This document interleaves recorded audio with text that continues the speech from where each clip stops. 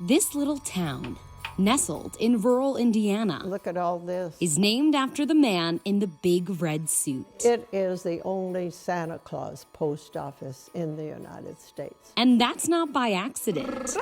Well, Santa needs a lot of help because Santa is busy making toys, busy getting ready for the big trip, getting the sleigh ready, and the elves are working very hard. So we have to ask for help for Santa to answer all these letters.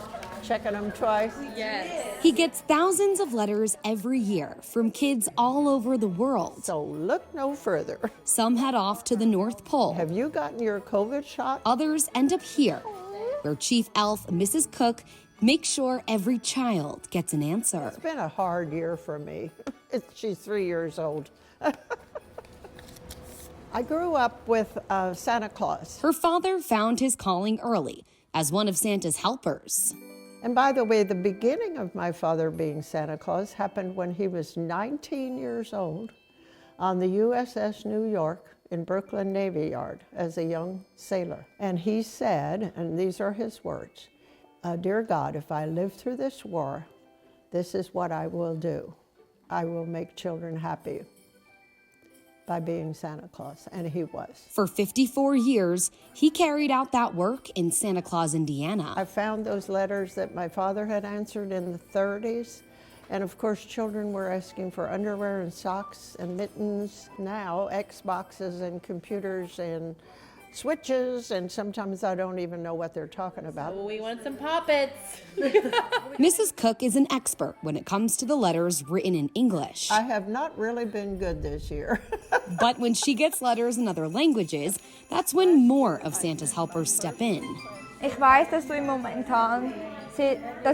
sehr viel zu tun hast, aber trotzdem hoffe ich. Anya is from Switzerland, Dies wünsche ich auch dir. reading a letter from a little girl in Germany worried about the pandemic. She hopes that all the people will learn to live with COVID the next year. It's some of the same things kids in America are writing about. One child said, "Please wear gloves when you get my letter out of the envelope." Though they may be thousands of miles away from Ich home, heiße Elias. these foreign exchange helpers are closer to these kids than they realize. Is it from your same town? Yeah. Oh my gosh. But it's so cool, like, to see that it's from all over the world and like that we have something like similar and like in common. Santa is real. Santa is just so special and so magical and so much beyond what our world is. I think it's cool that they know Santa Claus here and like ride all the way to the US. Santa Claus is what's wonderful. A caring, loving, giving, selfless human being that makes people happy, that sacrifices on that sleigh by going all over the world to make everybody happy, not picking and choosing, everybody. These letters are far beyond a piece of paper. Okay? They offer magic, spirit, and a reminder that every child, no matter where they are, is being heard and is loved by Santa. You know, I always say we should keep the spirit all year. What a wonderful world it would be. In Santa Claus, I Indiana, love you, Santa. I'm Jessie Cohen reporting. There's a feeling you get when you're in the right place. That's the right one. You just gotta turn it on. And for these high schoolers, We gotta get on the other side. like Joshua Hewitt, 4 ways. that feeling comes with the rev of an engine. I've always been into cars, so to speak, like automotives and stuff like that. And then my grandparents drive semis. Never did they think Check my lights. getting into the tractor unit of a semi And honk it.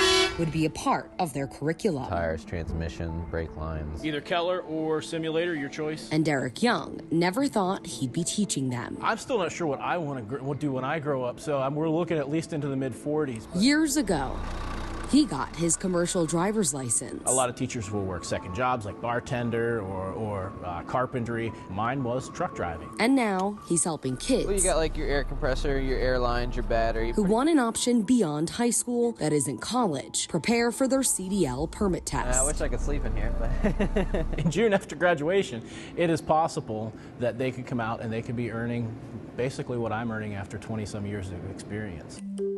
There is a dire need for drivers in the trucking industry. The projection is companies will need to hire nearly 1.2 million drivers over the next decade. The federal government is piloting a 3-year apprentice program, allowing 18 to 20-year-olds to drive commercial vehicles across state lines.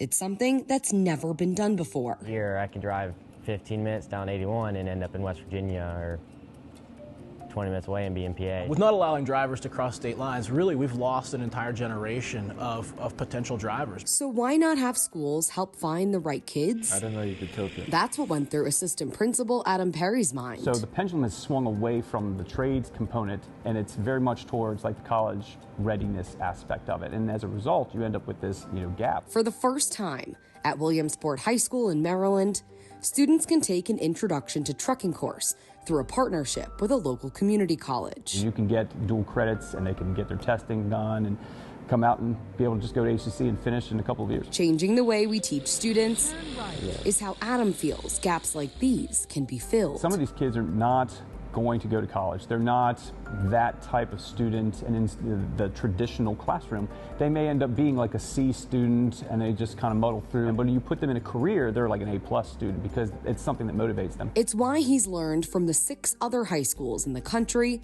with a similar course concept, and why he's more than happy to pass off his material to other schools. Here's everything we put together for it, so you at least have a foundation to run with, and if you need help, reach out to me. All of the students enrolled and with a driver's license are on track to sit for their commercial driver's license permit test when they turn 18. Each one of them are eager to enter the industry and get out on the open road. In Williamsport, Maryland, I'm Jessie Cohen reporting. There's something special about a handmade item. One small shop proves the coolest things can be found where you least expect them. In the middle of the mountains lies the city of gold mines. But gold isn't the only treasure nestled in Victor, Colorado. But it's kind of stuck in a time warp. Victor Trading Company will send you back more than 100 years. Very circa 1900. This guy this morning just walks in the door, he goes, "This is my kind of place." After more than 3 decades running this shop, Karen Morrison says it wasn't always like this. We started with a Christmas shop, but Christmas doesn't sell in Victor. So what does sell? Handmade. Historically correct cans. As far as we know, we're the only ones doing them.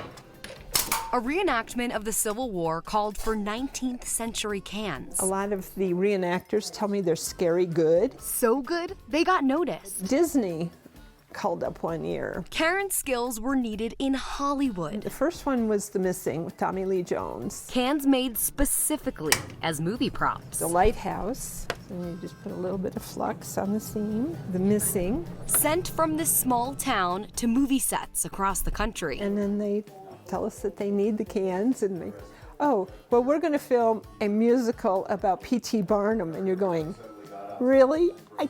And it was The Greatest Showman, and that was a really neat movie. These multi-million-dollar productions found the only place that makes these recreations. They don't expect it. They don't expect it here in Victor.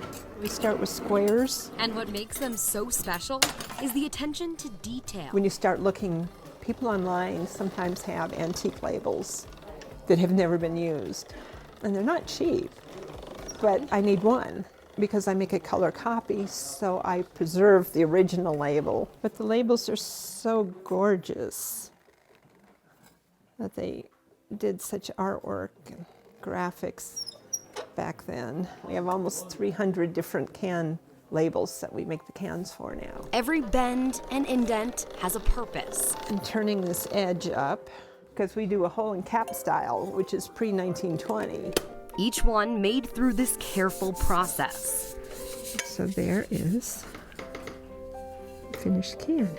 It's rewarding that people come in here and they want to buy something that we made. To Karen, this has become her calling. I guess we were meant for this. I think we've kind of helped Victor as well, because people know about us, so they come here. An unexpected outcome from a shop that stumbled on success. No, this is it, one and only.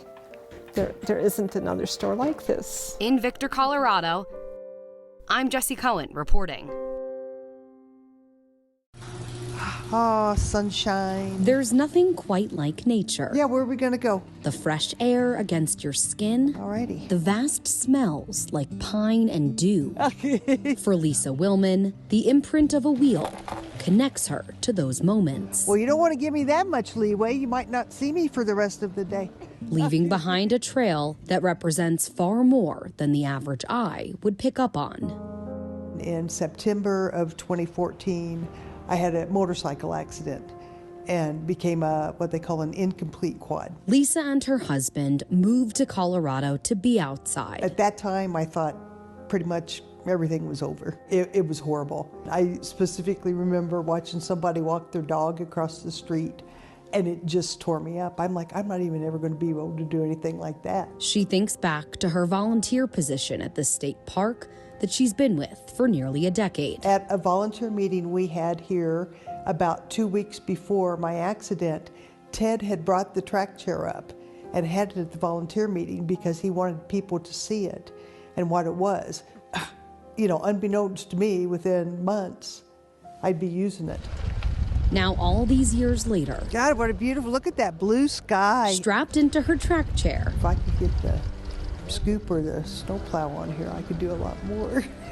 Her humor on display. I want to do this thing in the snow so bad. She's like a kid in a candy shop on these trails. Words can't describe how good it feels. Unlike other wheelchairs, these all-terrain power track chairs can conquer different obstacles. Think of them as four-wheel drive wheelchairs. Their tank-esque tracks allow the person using them to traverse rocks, creeks, tall grass, uphill climbs, and even sand. I love going over the bumps and the rocks. We're not on our time schedule. We work together with them to say, how long do you want to be out here? We can take over and operate the chair if someone gets fatigued or wants to tilt the chair back and take in the scenery. Kristen Waltz, the program director at Staunton State Park, says this park has paved the way for Colorado.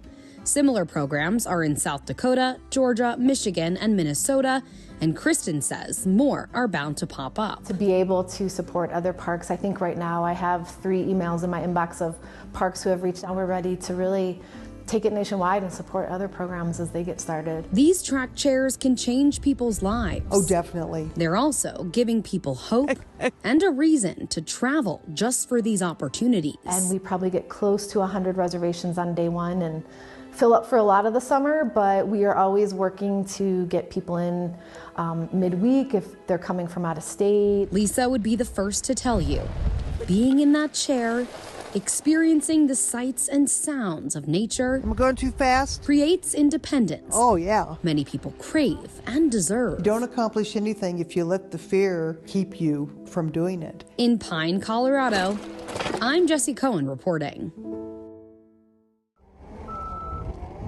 I know, right? Walking up to this open lot. This hill back here was much different shape. It's hard to imagine this is where a home once stood. I feel pulled towards here. A house that fire victims Matteo Rebischini and Melanie Glover would describe as a tissue box, turning into ash in a matter of minutes.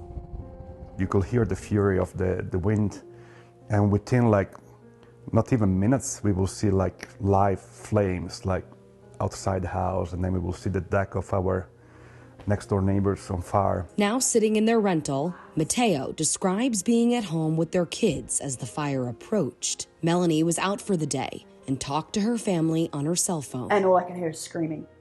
Screaming from my children, high-pitched screaming, and then him going, oh my God, oh no, oh my God. It's been about a year since that tragic day, a year that's given them time to decide what's next. Wanting to live in that neighborhood again meant having to build a safer home.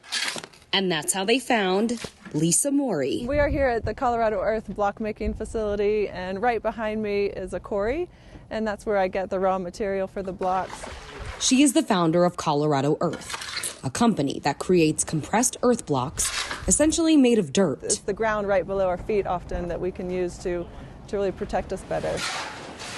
And Ryan Runge is behind the machine that takes the dirt and turns it into building material. It makes 480 blocks an hour, one every 6.5 or 7 seconds or so. These machines are what builders are going to use when this industry really takes off. This concept of using this material to build is far from new. It's been something that we've been doing for thousands of years throughout the world. It's even estimated that around 40% of the world's population still lives and builds with this material. They say they have the technology to make it widespread in the U.S., but it has yet to be adopted mainstream. The way we build houses today was meant to be a temporary solution after World War II, a quick need for housing. Someone figured out you could throw some cheap wood up and build houses real fast, and for some unfortunate reason, it's stuck. He believes the list of benefits of building companies adopting this model is long. It's disaster-proof. It can't burn. Tornadoes can't blow it away. When stabilized, it's waterproof, so it's actually flood-resistant. It's hard to imagine a natural disaster that would ruin this wall. It's much more environmentally sustainable with an impressive low-carbon footprint. And price is what Melanie and Mateo desperately want more people to be aware of. We know that there is a better way to build.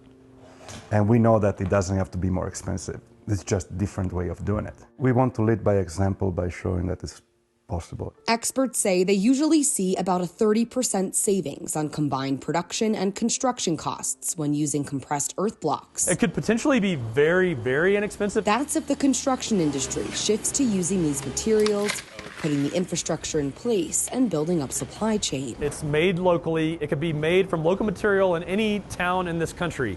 There could be an earth block machine in every major city, if not every town. Between climate change, inevitable natural disasters, and a rough economy, they are pushing to build a new reality of what we all call home. Jessie Cohen, Scripps News, Golden, Colorado.